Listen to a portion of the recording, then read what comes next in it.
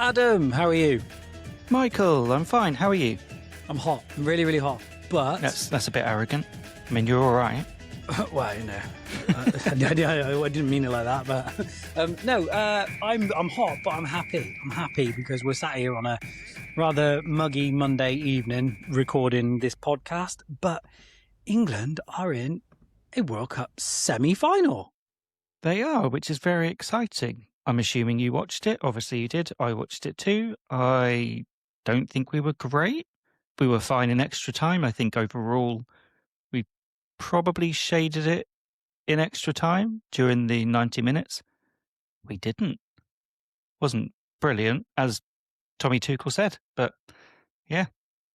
But as he said, we got the mentality. We're grinding out results. And look, Jude Bellingham might well be the greatest player in the universe. I mean, me and my wife have discussed this at length. I think it's really unfair, to be honest. I don't think you should be that good at football and that handsome. Yes. Like, it's not fair. Like imagine being Jude Bellingham. It's just not fair. I agree. And my wife would say exactly the same about Erling Haaland. She has completely fallen in love with him, as have millions of others across this tournament. She adores him. And I was openly told the other day that if anything, God forbid, should happen to me, that she would let Erling Haaland be her next husband. I'm not quite sure what the logistics are in that, and whether he has a choice. But yeah, okay, it's fair. It's fair. But at least I get to stick around until then. Fingers crossed. But I mean, I was just going to say, by the time this comes out, we will be in a World Cup final. It's a bold claim. It is. Look, I want to believe. I do. I really, really do. I think just so many years of hurt, as the song says, have just it. I was already at the point where I was telling myself we won't beat Mexico, and we beat Mexico, and then I was telling myself we won't beat Norway. Haaland's too good, and then we beat Norway. And now I'm like, I don't know. I don't want to jump on it too much, but a lot's gone Argentina's way in this tournament. We may have had a helping hand from an overhead cable, apparently. So, we've had our fair share of luck, if indeed that did happen. So hopefully it really will come down to who grinds the result out on the night, because I think it's going to be a tighter game again. I can't see us trouncing Argentina, and I can't see Argentina walking all over us either. So I'm going to go and say I think this match is the biggest matchup of the tournament so far. I feel like it's harder to call than possibly the other one, and I could end up with egg on my face on that. For me, my honest opinion in it, France are going to cruise to the final. That's how I think a lot of people feel about it. We could all be wrong. But this England-Argentina game, I don't think anybody knows which way it's really going to go. I think it's just a case of either you're confident your team's going to win or you just don't know. Yeah, I'm inclined to agree. I do think that France are the stronger side, and it's a lot harder to call the England-Argentina game.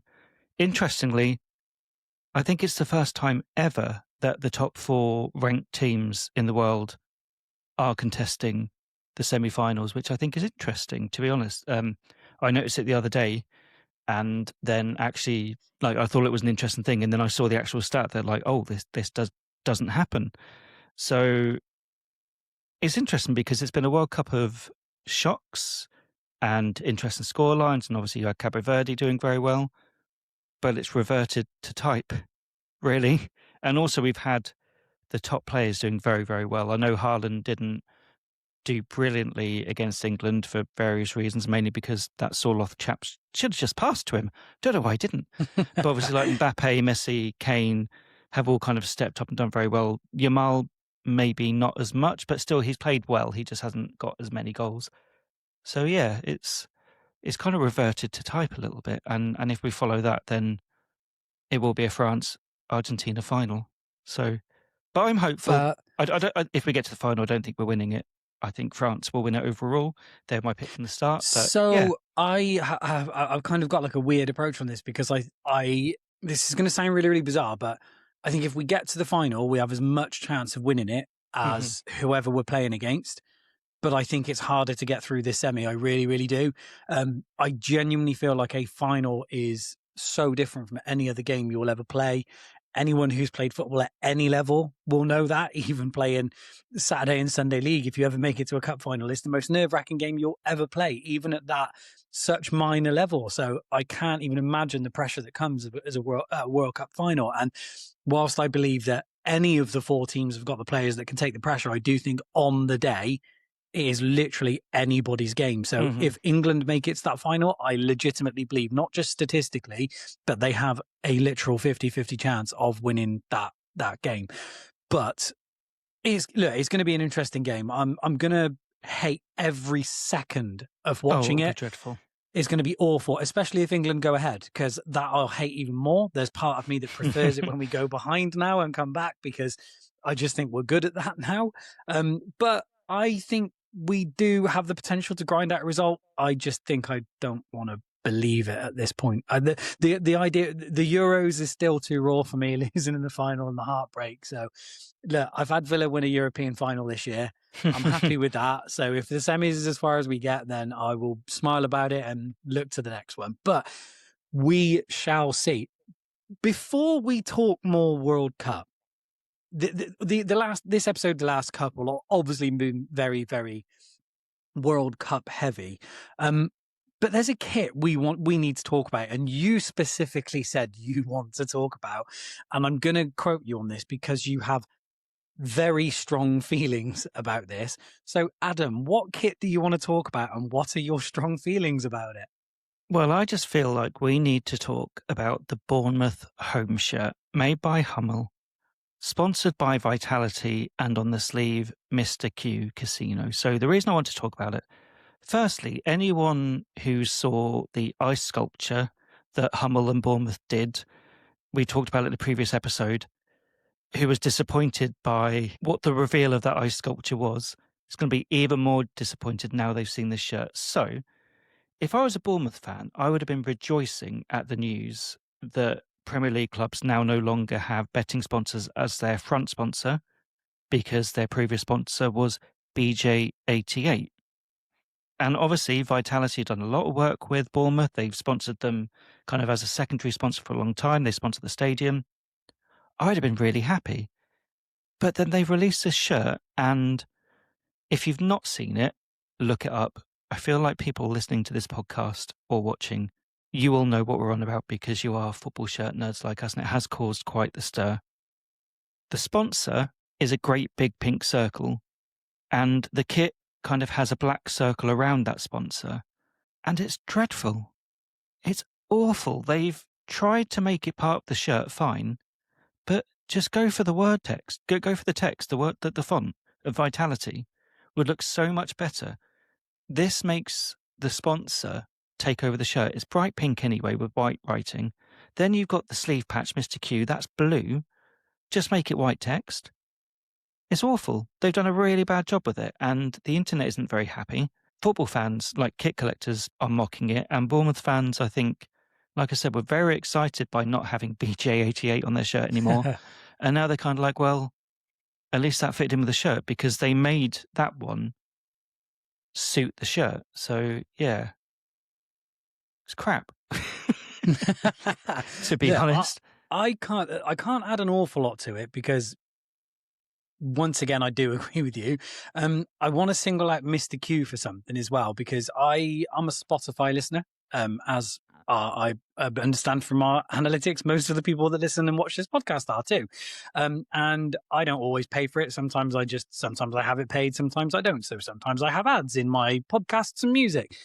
And Mr. Q do a ad on there, which for me is awful, because it says something along the lines of, if you want to win every time, play a vending machine.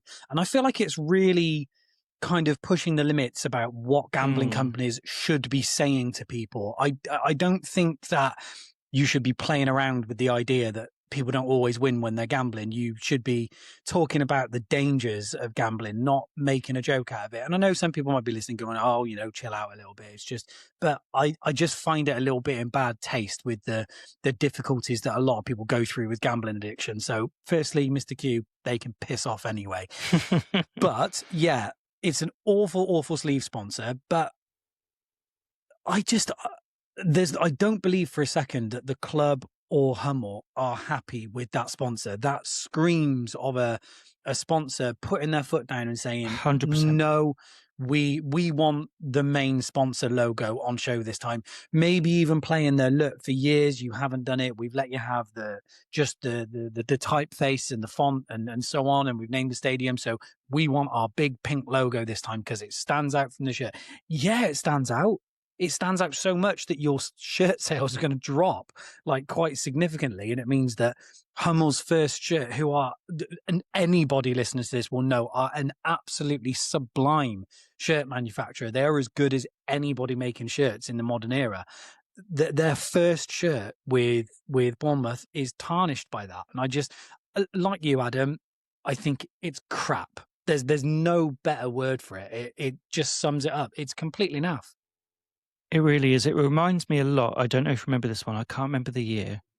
I should have probably looked this up before, but there was a Norwich shirt that came out a few years back when they were made by Araya, and they're sponsored by Aviva, and they brought out half and half home shirt. It was obviously yellow one side, green the other side. Those of you watching it will be on the screen at the moment. And for some reason, the box around the Aviva logo was massive. Then they released the away shirt, which was green with yellow pinstripes, and they did the same thing. The pinstripes ended really, really high up, and it wasn't as noticeable because it was just the pinstripes. But that said, it made it even more ridiculous because no one would be thinking, hang on, I can't read that Aviva logo because there's a thin yellow pinstripe behind it. And then, I don't know if you remember this one, it's when Norwich brought out a really cool third shirt, but it was pointless because it was yellow and green hoops. But the same thing, it had a great big cutout on it. I've got the year for you. Oh, have you? Yeah, Thank you. Thank you. whilst you were ranting, I thought I would just have a quick Just look. to make it easier for people to look it up. Yeah, it's the 2015-2016 set. So if you're not watching, you're listening to this, that's the year for you to go and take a look at. And as Adam said, I remember that home shirt. I remember the way, and I remember the third, but it's not really hoops. I know it sounds stupid. It's more of a horizontal stripe. Mm-hmm. But yeah, it's a really cool shirt. But it is absolutely ruined by that sponsor. And you are spot on. That Bournemouth shirt does exactly the same. There are some kits in history that I think have had a really standout sponsor that become iconic. One for me is the Aston Villa and Muller sponsors. They stick out like a sore thumb, particularly on the home shirt. But there's something about it that kind of works, and you know we don't mind it. But well, Fiorentina and Nintendo as well. Yeah, definitely. But yeah, no, the Vitality thing is awful. It is awful. I don't think we need to say an awful lot more about that, do we? I think we agree. We do, and We do. I think we are in the majority as well. I think most people have seen it because it's clearly designed like that as well. I think you're right. I think Vitality were the ones that have dictated this, and Hummel have tried to come up with a solution by adding the black kind of border around it, and I don't think that actually works in any way, shape, or form. No, I think it makes it worse. I think it makes it worse. And ultimately, it doesn't matter. You know, it's like it's just a football shirt. But you are also right. It will affect their sales. And so many Bournemouth fans would have been very happy not to have the previous sponsor on there, not just because it's a betting sponsor, because some people don't mind them, some people are against them, but because it was BJ88. Like, I'm not buying that shirt. I don't want a shirt with BJ88 on it. Like, it's ridiculous. So to have Vitality on the front, it's like, yeah, fine, cool. Nice enough logo. Have the typeface, absolutely fine. In fact, there was a mock-up, which I might steal from the internet to show people watching that I saw. It's got the typeface on it, and it looks so much better with the typeface in white rather than big pink circle. It just doesn't work at all. And yeah, I think they dropped the ball there. And I think probably next season they'll come out and be like, yeah, we made a mistake. We've done this, and it will be a lot better. So, yeah. We shall see. Right, Adam, seeing as we're talking sponsors, I'm going to bring it back to a World Cup shirt. Now, a World Cup shirt with a sponsor? I knew that's what you were going to think, Adam. What is he possibly talking about? Now, some people listening might have already heard about this story, but I don't think it was spoken about as much as it probably could have been or should have been, especially not by people like us who talk about football shirts for fun for an hour a week. The Columbia shirt. So this shirt, as Adidas shirts were, are very, very expensive. And one sponsor of the Colombian national team took it upon themselves to try and do something about it, to be honest. And basically, what they've done is they've offered the supporters of Colombia the opportunity to buy the shirt at a reduced cost. But there is a catch. It's got to have a sponsor on, which I think is quite a good idea. You know, we talk about the cost of shirts and trying to reduce it and make it better for people. Some people are not bothered about these sort of things, and some are. But Adam, do you know why it's even quirkier than just putting a sponsor on it? I do not know, Mike, but I have a feeling you are going to tell me and everyone listening. No, I'm not. You can go and Google it and find out yourself. Actually, Cool, magic. No. Other There's a search funny. engines are available. Are they? Is Ask Jeeves still going? Yeah. Oh, nice. Yeah. So basically, what they've done is your shirt will have the sponsor on, but the bigger you have the sponsor, the bigger the reduction is on the shirt that you get. So it can start off very, very small, or it can go enormous and cover a whopping part of the front of the shirt. Now, they do make it worth your while because this shirt cost around $150 is the article that has done it in. But if you have the largest version of the sponsor, the price will reduce by 87%. I'm not Carol Vorderman, so I can't tell you what that makes the cost of the shirt. Again, for anyone who doesn't know who Carol Vorderman is, you can go and Google that. I'm not explaining that one. And basically, at the time, the shirt sold out in under 2 hours, and more than 93% of buyers chose the largest logo, which for me just goes to show that some people are not bothered about a sponsor. And in fact, if they're offered one to reduce the cost of a shirt, they'll take it. What would you do? Would you take it with a shirt or with a sponsor on for a reduced cost? I think it's an interesting question. I don't know if I would myself, but what I'm more intrigued by is the fact that people would pay a lower price for something with the sponsor on anyway. So surely that shows they will buy it without the sponsor if it was correctly priced. And that's the biggest issue we have at the moment. I don't think I would. I guess it depends on the sponsor, really. But for me, and I know you feel quite similarly, that I like my shirts to look like the ones that are worn on the pitch. And like maybe that doesn't mean that they have to all have the numbers on and everything, but at least like the sponsors or stuff like that. So I don't think I would. However, the fact that the majority have done shows they're the wrong price because people are more willing to have a big old sponsor on it, or people are willing to do that rather than buying a fake off DHgate or something like that as well, which I find interesting. Again, not condoning that at all. I don't think people should buy fakes, but the reason people do at the moment is because shirts are so expensive, and the gap between the fakes and the authentic ones has narrowed compared to what they were like when we were young. It's like it was really obvious when a lad turned up to football training with a proper dodgy shirt. So yeah, I think that's interesting. I wouldn't do it myself, but I think it's a good experiment, and I'd really like them to pay attention and just bring the prices down, to be honest, because they're stupid. It's crap. Yeah, Everything's crap, agreed. Mike. Agreed. Look, before we go on to the main part of the pod today, which is we're going to discuss some more World Cup kits and pick out a few of our favourites, seeing as at this point, at time of record, and when this goes out, the tournament will be even close to being over. So it's kind of almost like our pre-World Cup final wrap-up, this one. The other thing I want to talk about just very, very briefly, because have you seen that the USA had 3 stages of their shirts? They had the authentic, the stadium, and what they were calling a takedown, which was like a fan version. Have you seen this? So I hadn't seen it, but I know that's what they do with their NFL shirts. Yes. And yeah. I find that stupid. I think it's bizarre. I don't understand. Like, a few people have said that they think this is the way it's going. I don't believe so. This will never. I don't think this will ever catch on for sort of like the European market. I think they've done it in the States because that's what they're used to with the NFL. I feel like they have tried it before with they called them fan shirts, didn't they? Yeah, possibly. And nobody wanted them because No.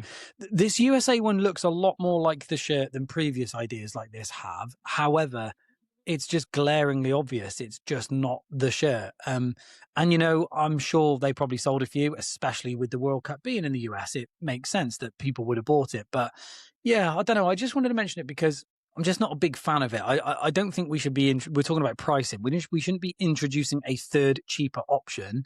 We should be reviewing the pricing. It's that simple. And I know that, especially when that cheaper option is probably at the price that the middle option should be. yes, 100% Because agree. I get why the authentic ones are more expensive. Like I know that people listening will probably sit in two camps: those that really swear by them, maybe even three. But those that really swear by them, those that aren't fussed, people like me that if I can get the authentic, I will go for it. But I also don't mind a stadium version. But yeah, the pricing needs to come down for the stadium and the authentic, not introducing a new one to be like, well, if you can't afford it, get this one, because A, it's just adding more shirts that we don't really need to the mix. And yeah, it's not solving a problem, it's just creating a new one in a sense. Like, I know they would argue they're solving a problem, but I don't think they are at all. You know what I'm going to say, Agreed. don't you? It's crap. Go on. That's the word of the week, clearly. It is. So, yeah, well, look, that brings it back to World Cup kits anyway. So I think what we're going to do, and we kind of got a little, almost 5 favourite kits of the World Cup. I know I've written down 5. You written down 5? You got 5? So I've got 5 with 3 honourable mentions that I just want to kind of throw out there as I've got an honourable mention as well, so that's good. Go that's on good. then. And I feel like there will be some overlap, to be honest. I just want to address something from a few months back. We talked about the amount of manufacturers that were at the World Cup, and I was a bit naughty because I did kind of bait people a little bit. I said that there were only 5, whatever it was, manufacturers at the World Cup. That was because a lot of the kits hadn't been confirmed and so on. So we were waiting for confirmations of nations we knew had brands like Saeta and so on. So the true number, obviously now the World Cup's obviously been and almost gone at this point, is that we ended up with, I'm going to count them back up again to make absolutely sure I get this right so nobody does shout me again. 1, 2, 3, 5, 6, 7, 8, 9, 10, 13. There were 13 different manufacturers at the World Cup. Because I know like Iran and Uzbekistan had quite random ones as well, I think, didn't they? Yes. So I'll go through them very, very quickly for you. So Adidas had the most at 14. We had Nike next with 12, Puma with 11, Calme or Calm, I don't know how you're actually supposed to pronounce that, with 2. And then all of these had 1 each. There was Capelli, Umbro, Marathon, Saeta, Majid, Jayco, Reebok, Kappa, and 7 Sabre. So yeah, there ended up being a really, really good mix. And I'm going to be really honest, not many of those smaller manufacturers have made it into my top 5. Unfortunately, the big boys had an unbelievable year this year. My favourite year for World Cup shirts of all time was 94. And this one is up there with it. If not, possibly, if I try to put the nostalgia aside, possibly even surpassed it because I think it's been brilliant. So I'll get started. I'm going to give you what I put down as my 5th favourite shirt. Now, one thing I will just put a little caveat on this. I've tried to pick a few shirts that I know you won't pick because it would be boring if we both just picked 5. So my number 5 is the Austria Home. Yep, good shirt, like it. So yeah, I think it's a bit of an unsung hero at this World Cup. I saw a few people giving it a bit of a shout saying, actually, this looks really good. And on the pitch, it really did look good. It's a really, really classic look with the coloured sleeves and sort of like a single coloured body and torso. But it did just look so good. And ironically, in stark contrast, the away was awful. So at least their home was very, very good. Not quite as bad as the Switzerland away, which is also Agreed. Puma, but that was the weird kind of, meant to look like a passport apparently, and it was a green colour. Dreadful. Awful. Dreadful. But yeah. But yeah, so yeah, that's one for Puma for me. I'll be honest, it's the only Puma that I've got in my 5. But I was pleasantly surprised at seeing a lot of the Puma kits on the pitch, to be honest. I thought they looked a lot better than they did in the promo shots, and a few of them, particularly that Austria Home, actually look really good, and it's really worn on me. And if it drops into the sale, that might be a cheeky purchase.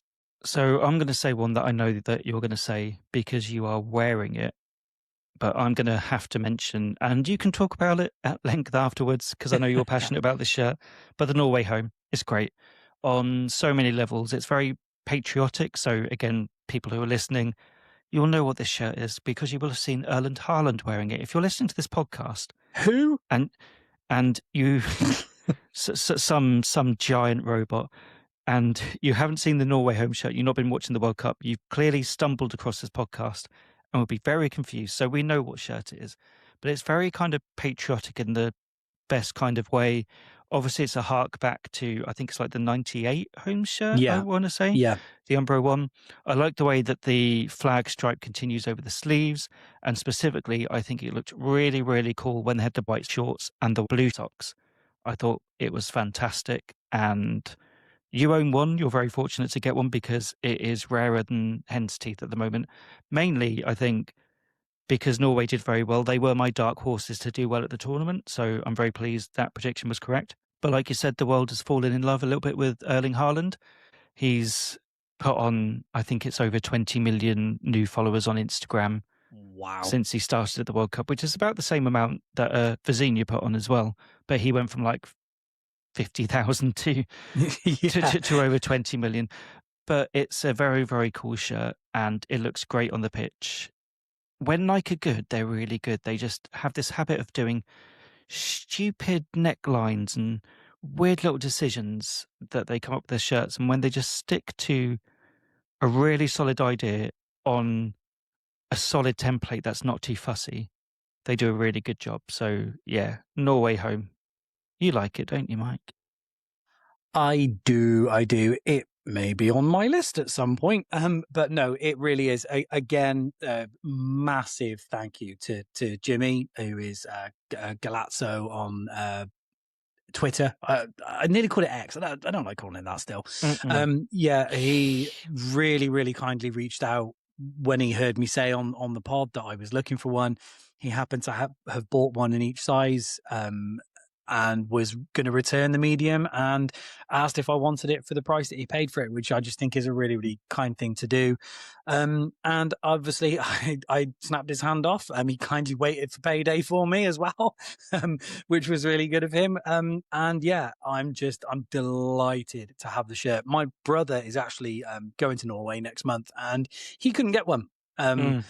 I would be kind and let him have mine, but two reasons: one, he's bigger than me, and two, I don't want to. So I'm not going to do I that. thought you were going to say, and Um, I don't trust him. So no. I actually bought him his first Norway shirt to go to Norway with the last time he went, which was the Umbro reversible one they had from sort of like, I don't know, like 2000 or something. The same year England had the red away mhm. that was reversible, and it was the same template. So he got one of those for his birthday, and he did Very say that cool. he wanted to get one of these, but he couldn't get one. But yeah, as I say, that shirt will probably come up in my list as we go through. But I'm going to go to my next one. So number 4 for me was the South Korea away. Good call. Good I call. had no love for that shirt at all. And this is what I talk about how special the World Cup is and how it makes you think and see things.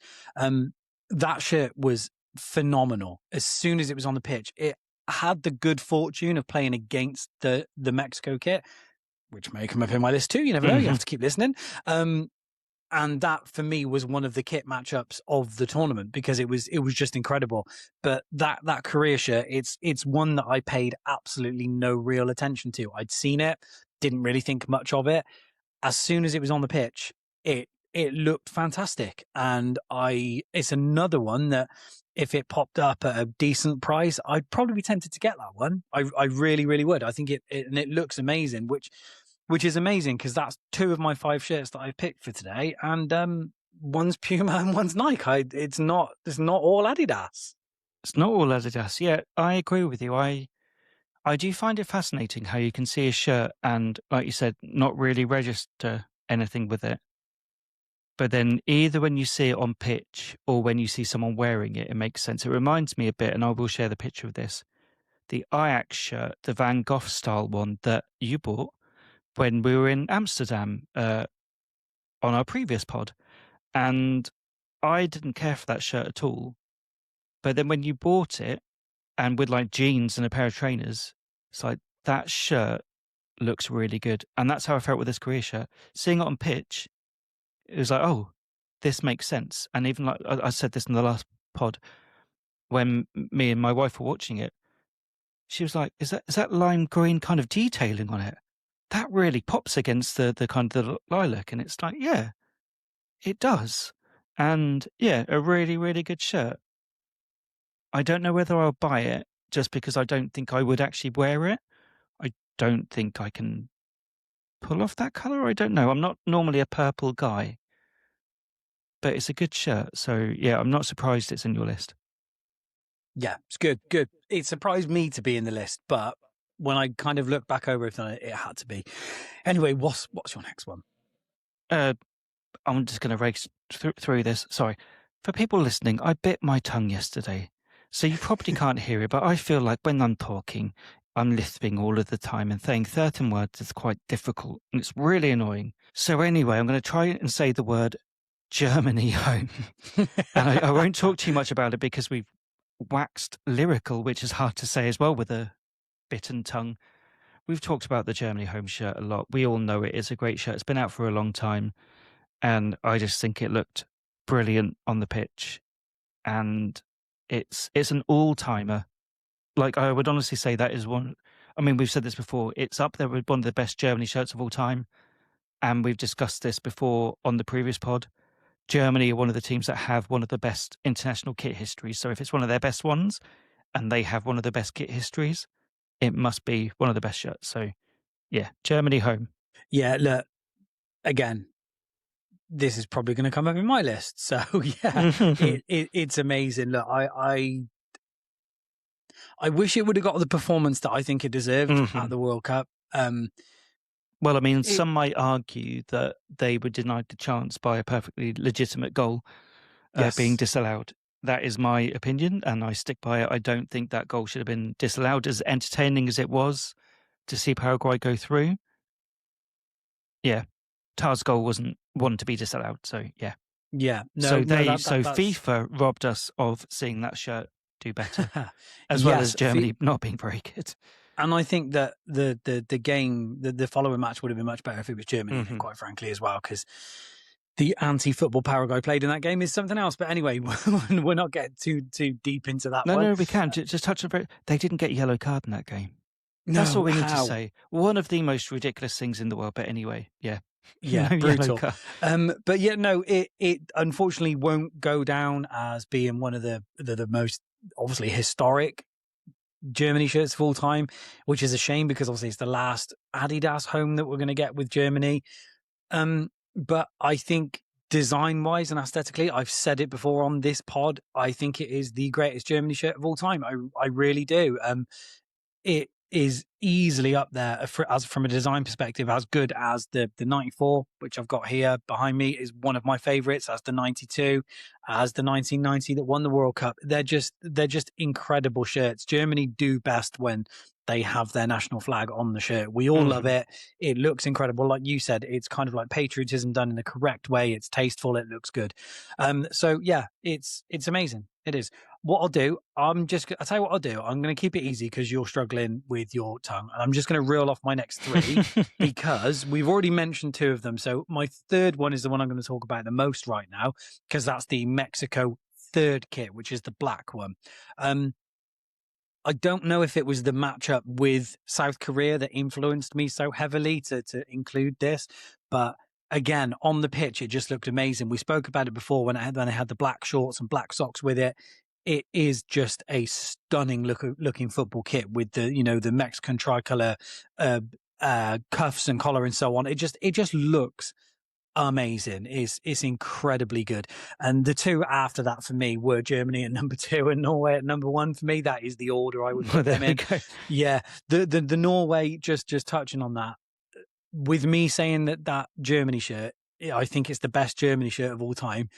That explains the love I have for this Norway shirt for me to believe this is ahead of that as well. It's incredible. The 5 shirts that I've picked out there are 5 that I would actually quite like to own. I would like to get that black Mexico. I think, like I say, if that that Korea pops up, I may be tempted by it. And I'm going to be really honest. I think that Austria one will probably pop up in the sales because the Puma ones often do for sometimes under 25 quid. So I might get that at some point as well. But those for me are five of my favorite shirts at this World Cup. Yeah, hard to look past them, to be honest. I would say they're probably 5 of your favorite shirts ever. That's how good this World Cup has been. I am going to talk briefly about that Mexico third because my next one is actually the Mexico home, which I really love. It's the one with the kind of Aztec print on it. The one thing I'm not so keen on that Mexico third, and it's actually the Adidas Trefoil logo being in the 3 different colors. I don't know Okay. why. I think it's a little bit busy and it takes away from the design on the stripes. For me, it's a very minor quibble, but I think if that was either one of any of the main, like either white, red, or green, just a solid color, I think it would have worked better for me personally. That's a minor quibble. So that's why I've gone for the Mexico home because it's very close between the two of them. And that Mexico home is just a very, very solid design. I think it's great. My only minor quibble with that one is that there was an eagle in the middle of the shirt, and that's where they put the number. And I think Yes. that's a bit weird. But anyway, but Mexico home, and then my top 2 are quite predictable, really, because Are they the ones I'm I can see right now, Adam, by any chance? they are. So if you're watching, you'll be able to see them. If you're not watching, I'm currently wearing the Japan away shirt, and behind me is the Curacao away shirt.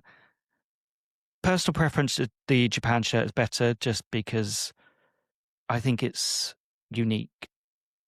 The Curacao shirt obviously has colourful stripes, and the colours is kind of quite pale yellow. It works really well, but no other shirt would have this kind of the stripes that this has with the multicolored stripes. It is unique. It's very Japanese. I think it's a great shirt, and I'm delighted to have it in the authentic. I have the Curacao in the stadium because Adidas sold out before anyone could actually buy the authentic of the Curacao, which is strange. But yeah, they're my top 2. Curacao second, and then Japan away is absolutely by far my favorite. It's just a brilliant shirt. I love it, and I don't know. It's probably one of my top 10 football shirts of all time. To be honest, it's that good. I'm not surprised by that. I think it's really, really good. I'm probably going to upset people when I say this. I love the Curacao shirt, but I've said that I don't think it matters if it's worn at a World Cup on other shirts, but I think I did say with that one, I think it needed to be, and it's a shame that it wasn't. Yeah, I think I said on the it is a and I shame. think that's really, really rung true because I think if that one would have been worn at this World Cup, it would have become for me one of the most iconic World Cup shirts of all time because a shirt, I'll always insist on this, a shirt doesn't need to do well at the World Cup to become iconic. There are so many that we love that did no good whatsoever. One of my favorites of all time, the Jamaica shirt from Hmm. '98, they didn't get out of the group, but we see those as a home. The away wasn't worn, but the home is one of the best World Cup shirts of all time. And I feel like that Curacao shirt really, really did need it. So it's a bit of a shame from that point of view. However, it is a great shirt, but I can see why. Obviously, the Japan one was worn, wasn't it? In the end, It we was didn't against think it was. Brazil in a Yeah. heartbreaking loss. That they Oh, were. There's been some tough scenes in this World Cup. There's been a that lot has. of either last minute goals to really, just completely destroy a team, or I mean, we've seen it in the Belgian game and also the Norway England game with goalkeeping errors, then resulting in a loss. And it's tough. And obviously, the Brazil Japan game, that was Tanaka of Leeds misplaced a pass last minute. And yeah, there's been some tough moments in this World Cup. I don't think this shirt that I'm wearing will necessarily just be remembered for that. Because again, like you said, I think being worn at a World Cup is helpful, but it's also then easy to kind of forget stuff in that sense of like even like I mean like I know you love this shirt, but even the Bayern Munich 1999 Champions League loss shirt is still a great shirt, and I don't know, it's sometimes that can even make it more iconic in a weird way. England grey away shirt, for example, Euro '96, like it's an iconic shirt, maybe for the wrong reasons, but we all know that shirt. So yeah. Agreed. Yeah, I don't disagree. Um, I'm not necessarily like a follower of Japan like yourself, but even I was heartbroken for them. Like, and in the same vein for Senegal, um, absolutely gutted for them when it was Belgium they were playing. I think there has been some gut wrenching moments at this World Cup, and you know what? Look, that's what the World Cup's all about. I think a lot of us had reservations about this World Cup, and I still do about a lot of things. We're still not going to go into hydration breaks because we all know what mistake it is. But anyway, And we're not going to go into a certain striker for a certain team having a red card rescinded. yeah, look, it's all that stuff's We're a football kit nonsense. But podcast. We could go on all day about it, couldn't we? we really could. But we're not here to talk about all of the controversies around the World Cup from a kit perspective and from a World Cup perspective. It's been enjoyable. It really has. There's been some You really said really good. you said you got an honourable mention. I've got 3 honourable Oh mentions. So, yes, but sorry, if you yeah. want to go for your ones, Yeah, I've got one honourable mention for certain, and that is the Columbia home as a kit. do you It know what? I've is. got my notes app up next to me, and I've got Columbia blue shorts, white socks. It looked so good. As a kit, I'm not that fussed about the shirt. Just as a shirt, I think it's good. I don't think there's anything wrong with it. But as a set like that, it's next level. So that's one of them. And then I do that. There is only just one others before you throw your honorable mentions out. And that's the South Africa home kit. I didn't realize how good that one was until it was there. It's a real shame. I don't believe the away kit was worn, Mm-mm. which is a real shame because that was a lovely kit as well. But I don't think that home kit got the plaudits it deserved either because I think that one looked really good on the pitch. I think it deserved a lot more credit than it got, to be honest. But yeah, gutted the away didn't get at least a run out. Yeah, the away was very cool. So to hop back to the Columbia, like I said, I've got it up on my notes in front of me here. As a kit, it worked really well. I agree with you. I think the shirt is nice, but it's as a kit that it really excelled.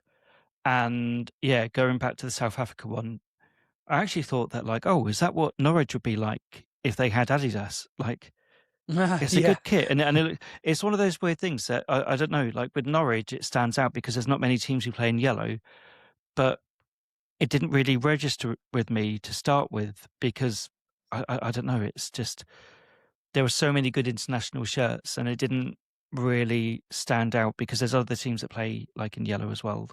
It's not quite as rare internationally, I guess, as it is in club football.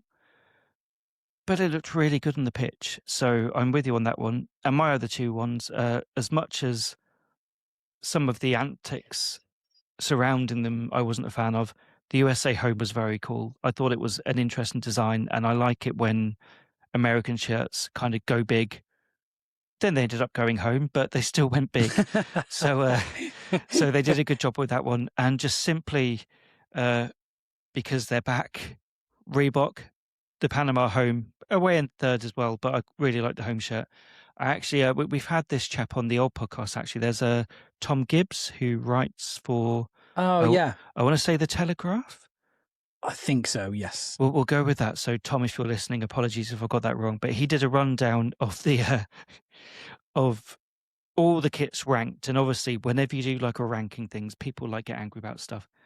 But the way that he ranked the Panama kits, he just used that image of Ian Wright, where he meets his old school teacher and he goes like, I thought you were dead," and it's like Reebok, "I thought you were dead," and that made me laugh so much. It's just like because yeah, we know that they have kind of come back a little bit. They got back into South American football with Botafogo, Charlton Athletic are made by Reebok, but to kind of see them back on the international stage was really cool. And yeah, that made me laugh a lot. Yeah, Yeah. Oh, it's good. No, thought you were it's dead. good. I did like to see it. And actually nice shirts as well. Like they were nice shirts. I did like them.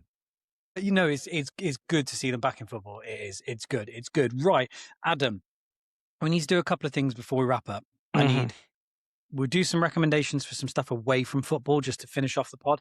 But I quickly want to just address something. So we actually had some correspondence through Twitter, and it was from. I'm going to read his Twitter account. The name on the account is Ernst Mosch, and it's at Sounds2 Move. Oh, yes. That's with a number 2. Yep. And his name's Marcus, and he's really, really lovely guy. I spoke to him a couple of times about a couple of different things, but he basically just wanted to suggest something that we could talk about for the pod. And I want to do it a bit more in depth at some point, but I wanted to mention it now because obviously Marcus has taken the time to send a message in. And basically, anybody that loves women's football, which is also rapidly growing, getting a bigger fan base all the time. One of the things that Marcus is absolutely right about is it's sometimes really, really hard to get not just the women's shirts, but the women's name sets. That's something that's really, really difficult. And basically, there's now a shop that's opened up, and I'm just going to double check. I'm going to fact check myself as I do it. That basically specializes literally in women's shirts and name sets. They've got an Instagram account. Apologies on the pronunciation. I'm going to get in touch with the guys at some point, see if they want to come talk to us. But we are foodies or Foudies, Foudys. And it's the home of women's football. And basically they've got a physical shop as well, which I believe was in, I'm going to check the locations, which is in Deansgate, which is Manchester. Oh, yeah. I just think it's a really, really good idea because there is 100% a gap in the market for that. I recently got I was going to say first, that is absolutely wrong. My second women's shirt that is very specific to the women's game because of the name set and the sponsor involved on it. And that was an Aston Villa one with a special Pride name set.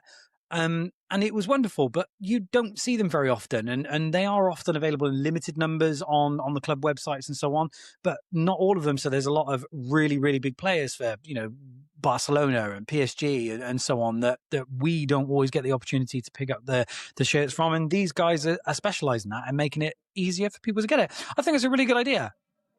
Yeah, I think that's really cool. And it's that whole thing of if you put the effort into it, then it will get built up. The simple fact is, if you put money into stuff and funding, it will improve it.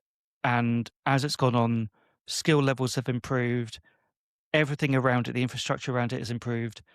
And with that, you will then get people interested, and not just young girls, women, but also men. Like you said, like you have some football shirts which are based on the women's team, stuff like that.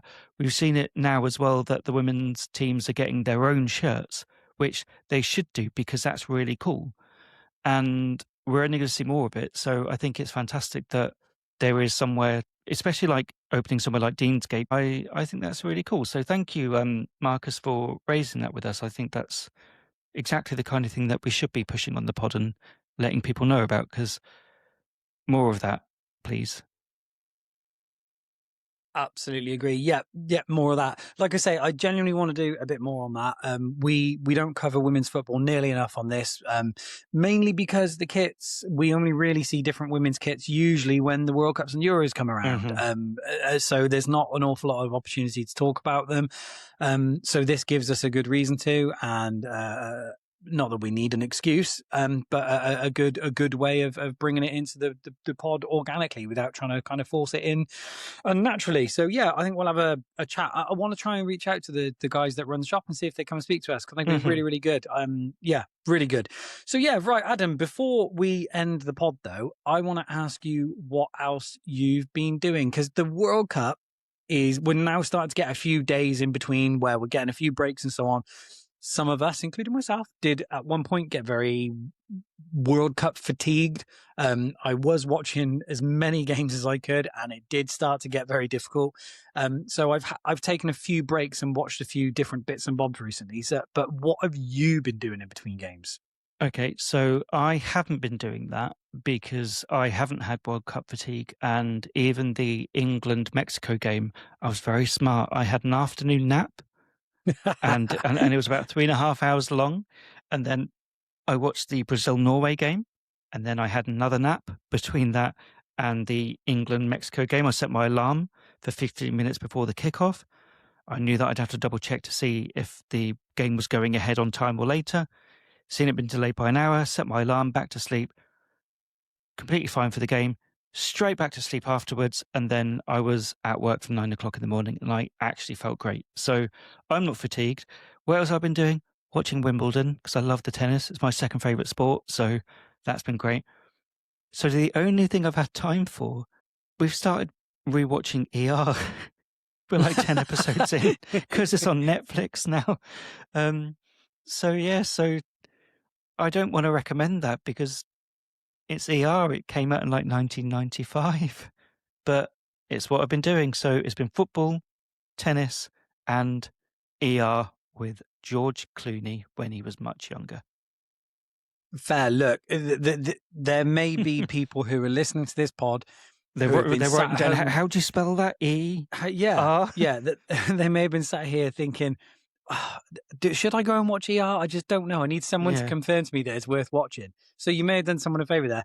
I too have watched a little bit of Wimbledon. Watched the ladies' final a little bit more intently and a little bit more closely than the men's. Mainly because I'm not a fan at all of one of the guys that was in the final for the men's. So I did watch some of it. There is that. Yeah, I did see that Yannick Sinner beat him, and quite convincingly in the end. So I was quite pleased about that. But yes, I've been watching a few different bits and bobs here and there. But I did watch a film at the weekend that I would like to tell people to go and watch. Let me guess, someone got stabbed in the neck or something, or their face fell off, or a ghost turned up and stole their bank cards. This movie, Adam, is a beautiful feel-good movie. You would love it yourself.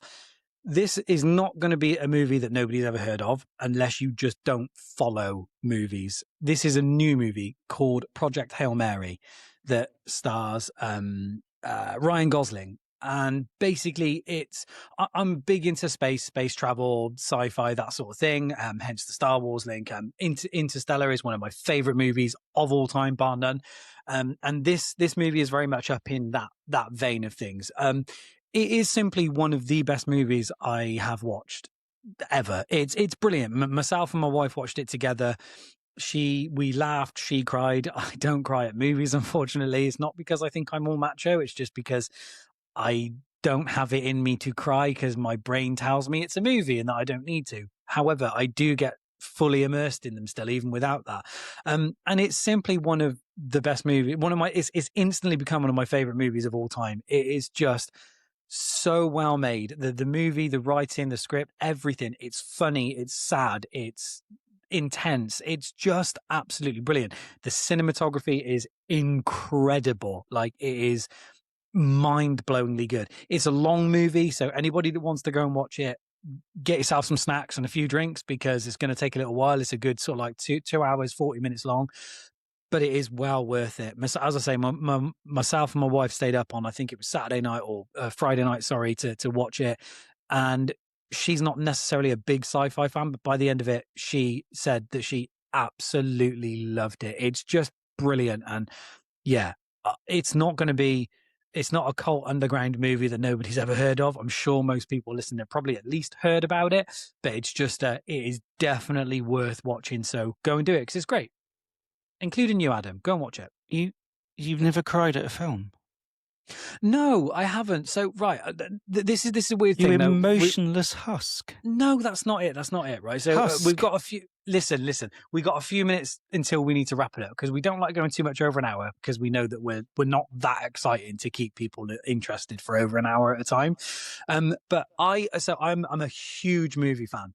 But one of my problems, if you like, with movies is that although I do get immersed in them, my brain very much tells me it's just a movie. That's why I can watch the scariest of horror movies and it doesn't affect me in the same way it might, say, my wife, who then will not go to the toilet on her own and I have to go and chaperone her to make sure there's no weird spookies in the toilet that are going to attack her. So this is the thing, like, you never been tempted to like put like a fake spider in there or something, weren't they? Like, I like popping Jack in the Box.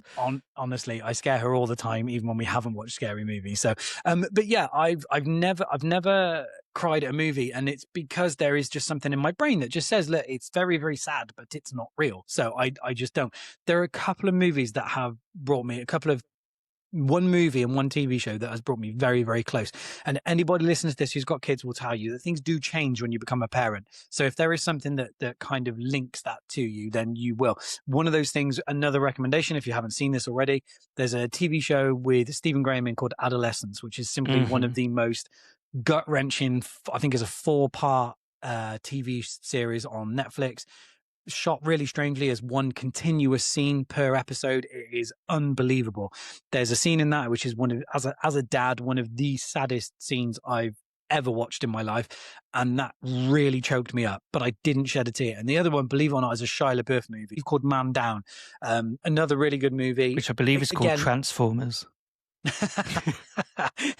That is your kind of Shia LaBeouf movie, and Absolutely Man Down isn't. is my kind. Oh right, well, I don't think anyone's really a big fan of him either. But anyway, the movie itself is quite good, and again, it's another moment as a parent. But neither of them have quite pushed me over the edge. I think one day there will be something that makes me go. It's having kids now. It changes things a little bit. So when the right thing hits, I think it will make me cry.